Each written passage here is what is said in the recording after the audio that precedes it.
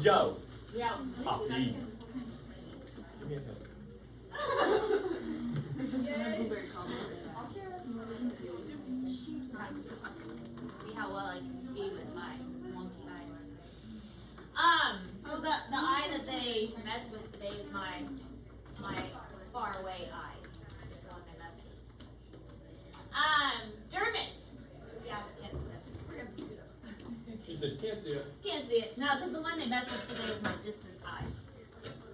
Dermis, made mostly of connective tissue. So yesterday we talked about epidermis. Epidermis. So today we're talking about the dermis. It's made mostly of connective tissue. So what was the epidermis made of? Epidermis is made of Simple squamous epithelial. simple squamous epithelial. Good job. So the dermis is made mostly of connective tissue, and it's found beneath the epidermis.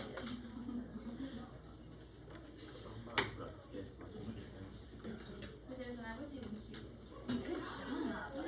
I needed Did you post it? Validation. My girlfriend is still not like. I think she'll really get those. I'm afraid. Oh, do you buy them or do you make them? Bio. Yeah, there's No, yours.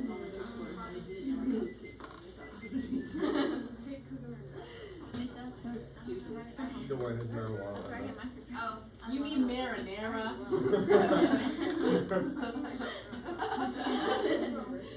You have to confiscate that pizza. Even though. You wanna try? No. That's the green stuff in it. I've already read it. So if we're looking at this example on the board, get my mouse going. Here we go. Epidermis. How many layers in the epidermis? 3. 5. Oh. He was the only one there. 5. Remember, come let's get sunburnt, or could Larry get some bacon? Then we have, so actually this whole thing right here is the epidermis, goes down to here. And then we have our dermis, which is right here. And then our hypodermis, which would be down here.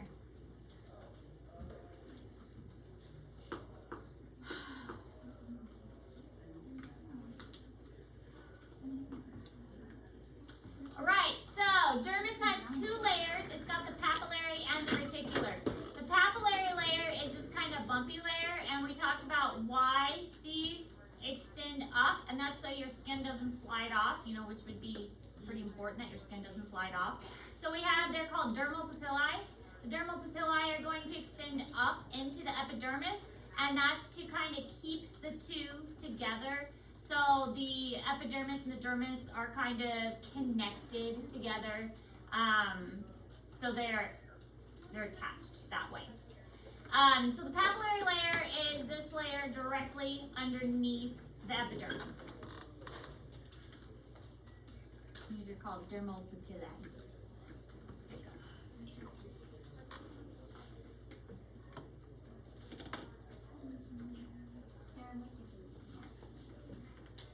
Yeah, me too.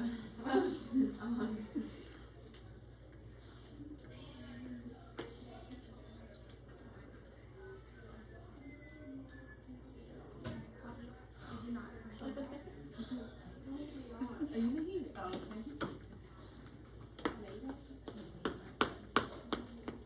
What are you doing? I actually don't know. I think I might change it. Oh. I just started it. Oh. I actually- Oh. Yeah. We know each other too much.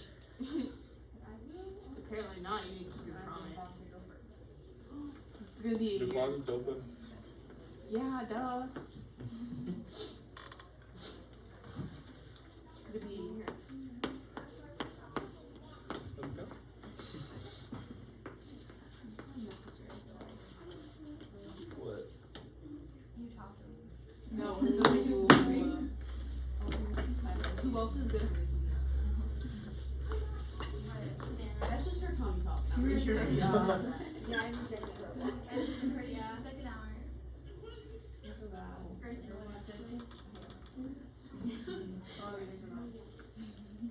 What?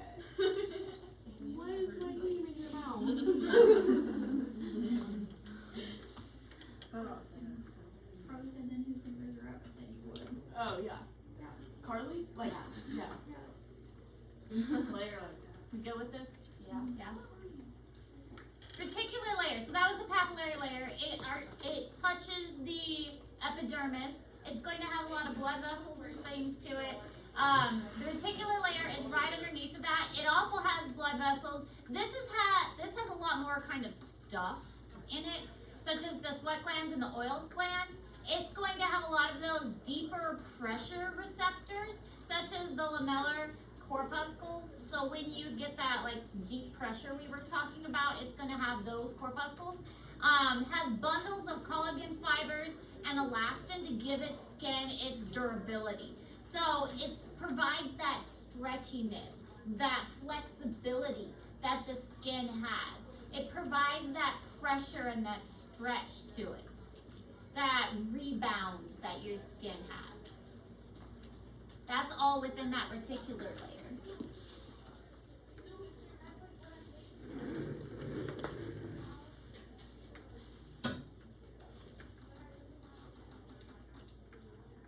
I don't like sitting when I do lessons.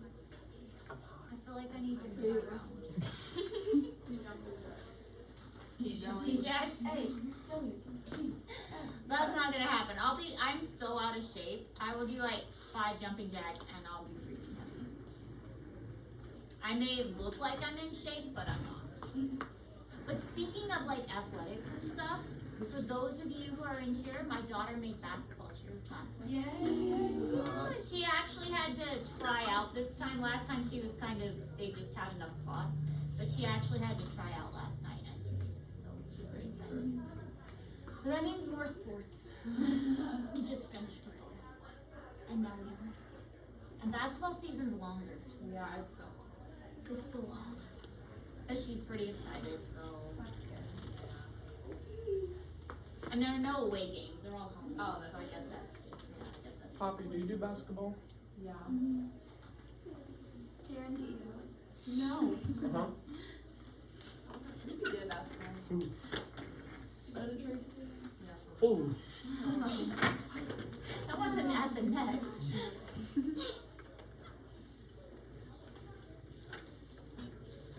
feel like Aaron would just try to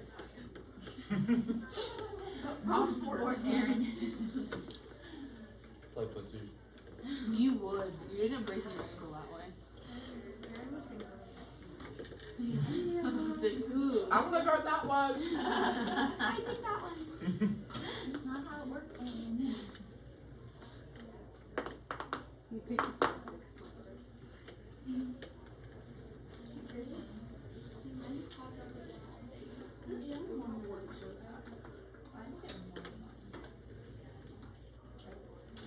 Oh.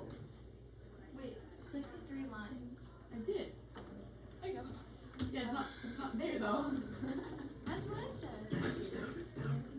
Oh my god. Why is there fuzz all over my It's from me. What?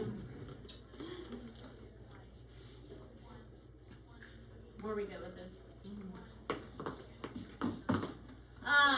Okay, so this picture in Google Classroom, we will look at tissue slides. As you notice, I put the microscopes away.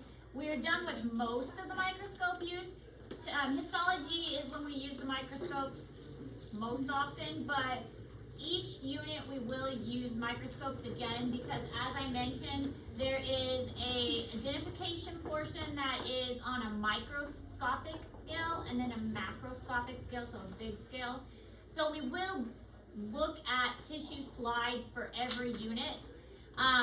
So this would be on the microscopic scale. So there is the epidermis that's listed up there, so you can see the simple squamous epithelium, and you can even see the layers of the epidermis forming there.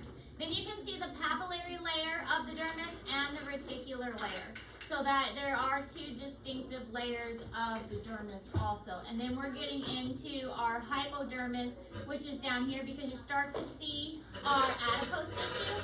When you see the adipose tissue, that's the indication that you're into the hypodermis.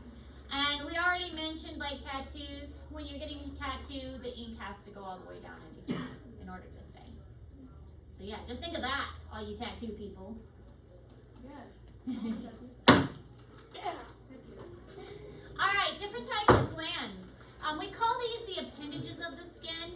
They're, I mean, I don't know if appendages is the best way to put it, but they are associated with the integumentary system, and they are different glands and different structures that are found within the skin, such as hair, nails, sweat glands, but the different kinds of glands, we learned on our previous test, exocrine and endocrine glands. Exocrine glands are exiting the body, and they exit through tubes. So we have sebaceous glands and sweat glands. These are both exocrine glands, and they are exiting the body through tubes. Now they're all a little bit different, and we're going to talk about the different kinds, because that is part of anatomy, is knowing the different kinds. So some of them are associated with hair follicles, and some of them just go straight to the surface of the body. So some of them will like exit into a hair follicle, and from the hair follicle then it'll go to the surface, and sometimes it'll just go straight to the surface. And then we also have the hair, of course, and then we have hair follicles, and we have nails. And, you know, science being the way it is, every single one of these has parts that go to it. So we'll learn all the parts of those. Of course they do. Why wouldn't they?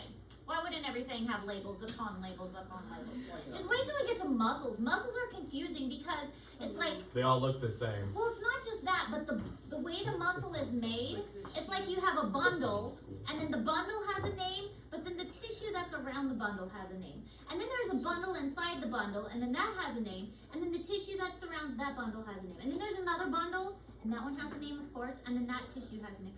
So it gets quite confusing. Yeah, it's great. Yeah, there's a lot of bundles. It's like a bundle inside a bundle inside a bundle, and that's how the muscles work. This weekend. I have 2 papers due tonight, and then like 2 other papers due, and I have to meet those deadlines, and then do a test. Because I don't have a deadline for your tests. I have a deadline for my papers. I don't have a deadline for your tests. Which is, you know, I'm sorry. Did you look into like the fiber cartilage and the dents? They're the same. Okay, so if we like flip them, Oh. It'll be fine. Sure. Alright, this picture again, you can see, basically you need to start memorizing this picture and the identification. We're going to go over what all of this stuff is, but you're going to have to label a picture like this on the test. With every single one of those. Every single one of those. No, 20. Now, we're going to learn what they are. We're not necessarily going to learn how they work, but it's good to start learning what they are, because pretty much you're going to see this on the test, or pictures similar to this. It's not going to be this exact picture. Just like, you know, if I told you we're going to identify the cell, it could be any cell that you have to identify. So, hair shaft, but we're going to go over, there's actually, if you cut a hair in half, there's parts to the hair. I'm telling you, skin is more complicated than you realize. It's not my fault that our bodies are complicated. And then we've got the dermal papillae over there, layers of the skin, the epidermis, and then our papillary layer, reticular layer, hypodermis, again with the adipose tissue. This shows how the vessels go up close to the surface, but then we've got our nerve here, and we have our sensory nerves that go really close to the surface. But you'll also notice that the nerves don't really come up into the epidermis, except maybe into the basal layer a little bit. Most of the nerves are going to go to the dermis and then stop about the dermis layer. And then we've got these corpuscles, the lamellar corpuscles. They're deeper down into the dermis layer. We do have some nerve endings with the follicles. That's why if you pull a hair out, it hurts. If your hair gets pulled, it hurts. Because we do have nerve endings associated with our hair follicles. So we do have a lot of nerve and sensations with our nerve follicles and with our skin in general. Huh? This is anatomy, right? This is anatomy. So we don't have to know the function, right? No. There'll be a few times that there's overlap. There'll be a few times that we can't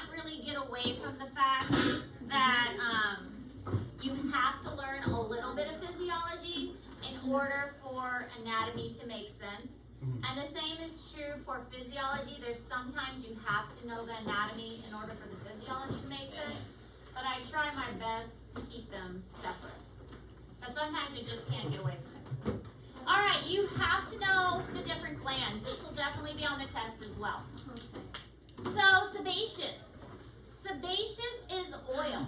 And sebaceous gland, there's something called the holocrine gland, which secretes sebum. In this case, and there'll be some pictures in a moment that help this make more sense. So for, like I've done in the past, I want you to get the definition first, and then when we look at the picture, it'll kind of help it click better. Holocrine is, it's secreting a sebum. The whole cell is released and disintegrates. So in this gland, think of it as like kind of a cup shaped, and whatever cells are in the center of the cup, they're the ones doing the secretion, okay? So in this case, the whole cell is being released and disintegrated. Now with a sudoriferous, the way I remember sudoriferous, I think odor. Sounds like odor. Sudoriferous is odor, and that's sweat. When you sweat, you stink. That's how I remember it. Sudoriferous are odor glands, and so when you sweat, you stink. You have eccrine or merocrine. These are ducts that lead to the surface, and these are the ones that really help with temperature regulation. So these are like the ones on your arm that are gonna sweat when you are out exercising. Or just your body in general that are going to help you, that are sweating when you just get hot and you're exercising. And these are vesicles that go to the surface of the gland, and they release materials to be secreted. Then you have what's called an apocrine gland. The apocrine is also a type of sudoriferous. So apocrine and merocrine are both sudoriferous glands. Apocrine, these are in your armpit and your groin. They don't really do much with temperature, okay? They don't have much to do with temperature at all, so they're not gonna really help you cool down when you're sweating. They still activate when you sweat, because you all know when you sweat, your armpits are going to sweat. But I don't know why our armpits really want to sweat, because they're not really helping us cool down. But they are, they're open into the hair follicles, and they contain proteins and fats. Now, to be clear, the proteins and the fats are not what cause our armpits to stink. It's the bacteria that eat the proteins and the fat that make us stink. Huh? Repeat that? Wait, so that's disgusting. Repeat that. It is not the sweat that itself that makes us stink. Okay? We all know body odor, stinky bits. It is not the apocrine glands that makes us stink, because the apocrine glands release proteins and fats. It is the bacteria that eats the proteins and the fat Oh, that's about that it. makes us stink. That's That's what I'm thinking. okay. So that is what makes it stink. Then we have ceruminous glands. Ceruminous glands are a little different than sebaceous and sudoriferous. Ceruminous glands are like earwax, and they're modified apocrine glands.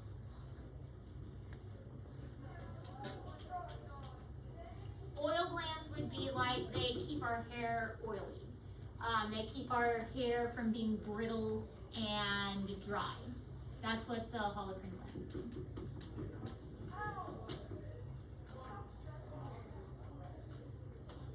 Holocrine glands would also,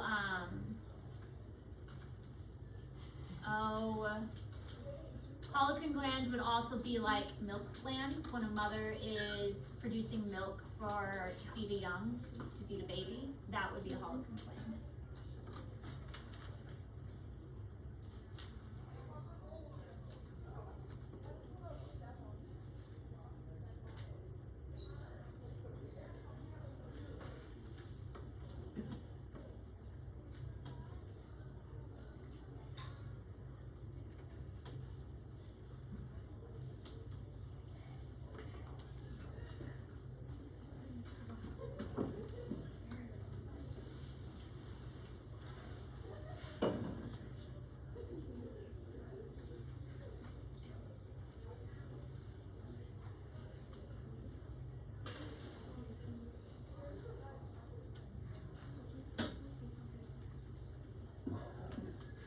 but there will be questions on the next test about the different kinds of glands. So the main categories are sebaceous and sudoriferous. Sebaceous and sudoriferous, oil versus sweat, and then there are subcategories. In the subcategories, that's where we have the holocrine, the apocrine, the merocrine. Those are the subcategories. Does that make sense? Yeah. Okay.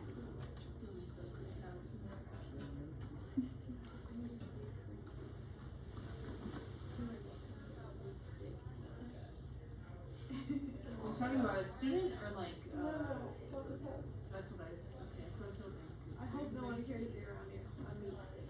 Oh, I think you said meat stick alone. No, like a turkey leg, or not, well, it's a human leg, I guess. Right?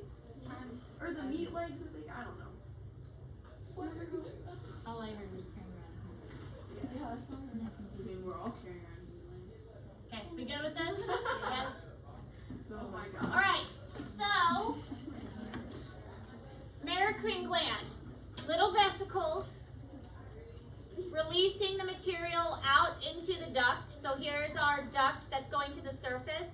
So it's a type of sudoriferous gland, sudoriferous odor, so sweat gland. It's releasing the vesicles. The vesicles have little particles and things inside them. It's no part of the actual cell is being released. So the cell isn't breaking off any part of itself. It's got a little bubble. The bubble's releasing its contents. Okay? That's a merocrine gland or eccrine. In the past, merocrine gland is the same as eccrine. It used to have one name, and in recent times it's switched, so the two mean the same thing. So you might hear those two words interchangeably. Okay? Now we have our apocrine gland, which is also a type of sudoriferous gland, odor. But look at this one. It's breaking off an entire piece of the cell. The cell is breaking off a chunk of itself. That's how it's different. It's not a little bubble that's opening up. It's breaking off a whole chunk of the cell. And that makes it more, it's got more proteins, it's got more stuff, because a whole piece of the cell is being broken off. So now we've got an actual portion of the cell being released, and then it's disintegrating as it goes up. Do you see the difference? Okay. Then we've got a holocrine gland. And the holocrine gland, this is a sebaceous gland, so this is an oil gland. The entire cell is being released. So it's breaking off the whole cell, and the whole cell is being released by a process of mitosis. So see, mitosis is happening, mitosis. The whole cell is getting released into the duct. So of all of these, this one is releasing the most nutritious. So this would be why this is happening when a mother is producing milk to feed the offspring. This is giving the most nutrition available. So most nutritious to least nutritious.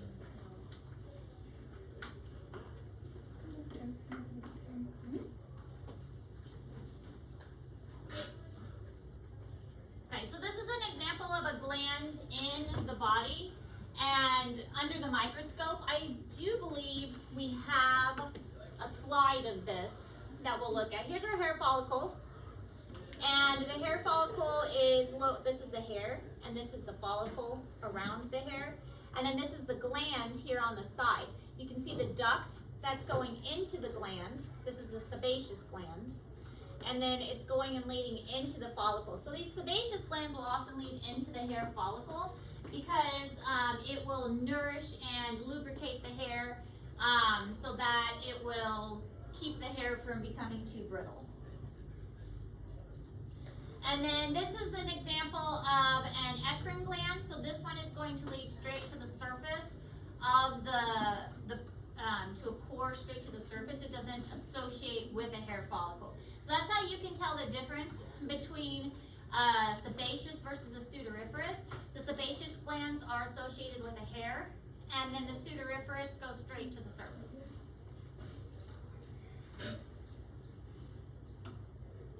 So here we can see this again. We've got the apocrine gland. This one is going to a hair follicle.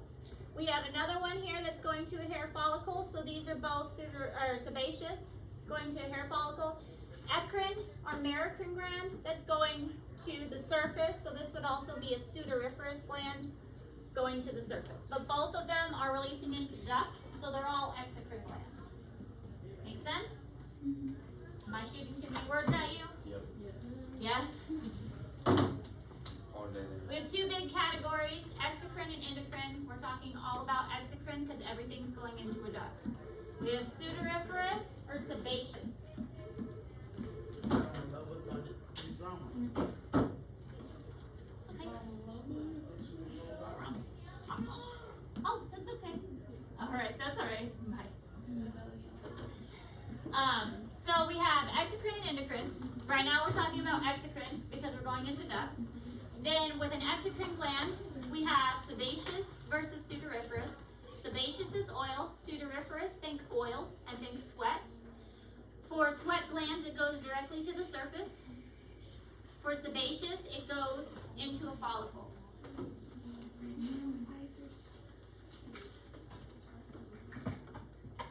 Oh look, we're done.